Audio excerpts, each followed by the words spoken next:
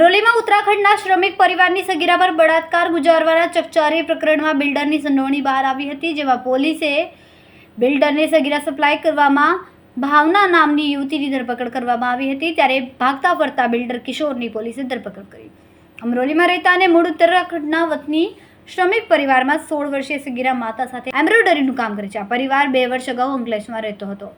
અહીં ભાવનાબેન કાનજીભાઈ બાબરિયા ની સાથે તેમની ઓળખાણ થઈ હતી। ગત 12 જુલાઈ 2025ના રોજ મહિલા ભાવના અમરોલી આવી ત્યારે ઉત્તરાખંડના પરિવારની સાથે ઘરેલું સંબંધ હોવાથી ભાવના અમરોલીમાં શ્રમિક પરિવારના ઘરે ગઈ। એ પછી ભાવના આ પરિવારની સગીરાને નાસ્તો અને શોપિંગ કરવાને બહાર લઈ આવી।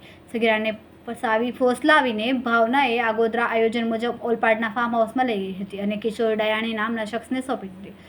ફાર્મમાં ભાવના આમ તેમ ફરતી હતી તેમજ અન્ય રૂમમાં આરામ કરતી હતી। તો બીજી તરફ ફાર્મના રૂમમાં કિશોર ડાયાણીએ કેફી પીણું પીવડાવીને સગીરા સાથે દુષ્કર્મ આચર્યું। આ ચકચારી બનાવમાં પોલીસે ભાવના બાબરિયાની ધરપકડ કરી, જ્યારે ભાગતા ફરતા બિલ્ડર કિશોર દામજીભાઈ દાયાણીની ગઈકાલે પોલીસે દબોચીને ધરપકડ કરી હતી।